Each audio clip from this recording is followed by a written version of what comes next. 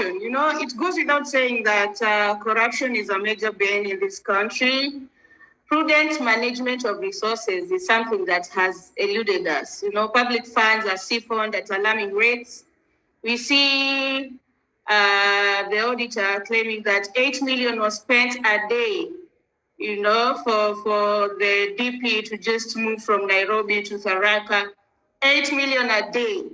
While that is resources that can be used to build the Aoko Dam, which can help mitigate the floods, because every time there are floods, we hear the careless idea thing. So, government officials sleep with millions under their mattresses. We saw during the energy haste burst when money was being collected from just 3 houses, 500,000, was it 500,000 or 500 million, something of the sort. Assets are being sold in the name of PPPs. The situation in the country lately has been onerous, it's precarious, it's bewildering to say the least. Cases of insecurity have been catapulting and upthrusting rather in confounding manner. This can depend on a myriad of issues that are, from the bulging youth population who remain largely unemployed. And one can argue that this makes them susceptible to engage in crime. We also have political manipulation, particularly around the election cycle. Right now, we have 14 months to election. A recent expose showed that Al-Shabaab paraphernalia, like the military fatigue and weapons, are procured from China and are stored in Isili.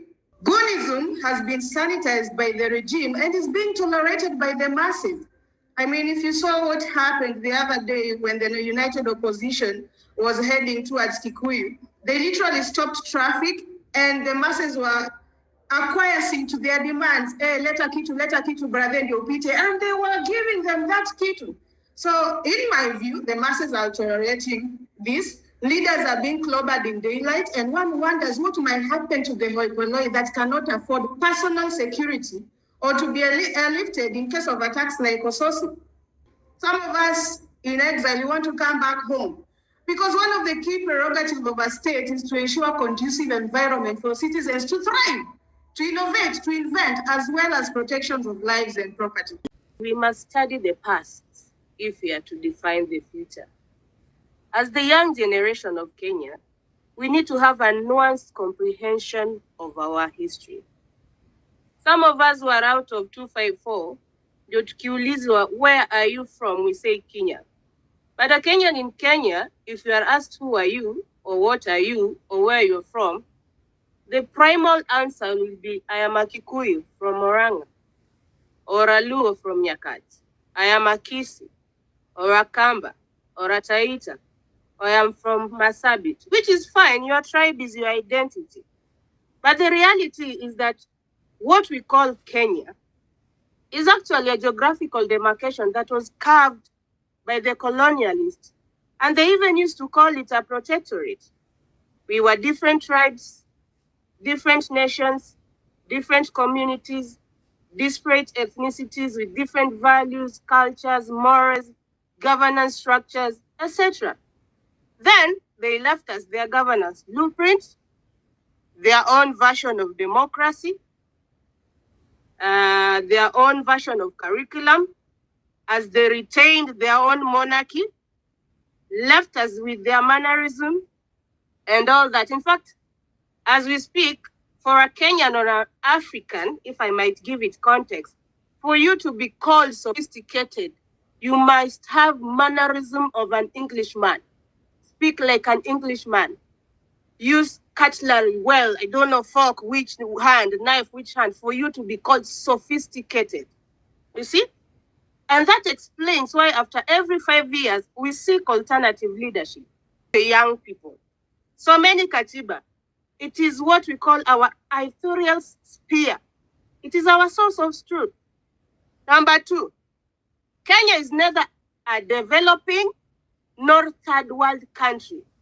That is just a term our dealers or so-called leaders used to beg from IMF.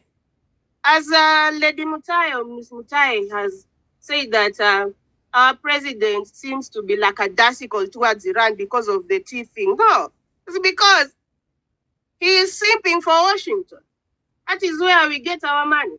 Kwanza nasikia that ex-boyfriend of mine at Treasury went kneeling in Washington, which is not far-fetched propaganda, just intended.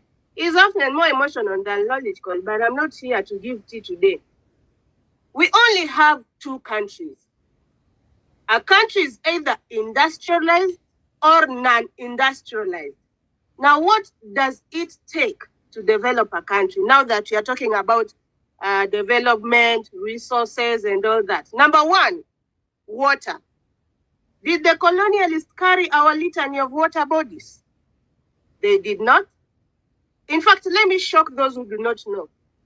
It took a Frenchman called Alain Gachet, under the auspices of RTI, the so-called Radar Technologies International, to discover 250 billion cubic meters of water in Turkana. Do you know when this happened? 2013, Upper Juicy. How many years after independence? How many decades after independence is when we are discovering water? A Frenchman coming to discover that there is water in Turkana. Yet people of Turkana have been dying from starvation, famine, malnutrition at rates that are bamboozling.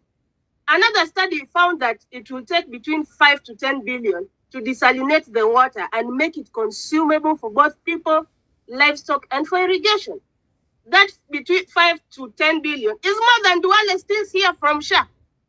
And what makes X-Space unique and different from other platforms is you get to answer or have a conversation with the candidate or a politician or whoever that is coming as a guest and have a candid conversation with them. So, the entire week there's a catalog of intriguing events that have taken place or taken precedence in the course of the week, from the Olkalau internment ceremony that turned into a political scrimmage. You saw the president and his erstwhile buddies, that is the clique of Gachagua and co, who in his eyes are hitherto villains, stare each other, with zero modicum of restraint. We've heard about the graft in the energy sector. We've seen how Professor Kindiki is spending 8 million a day on choppers.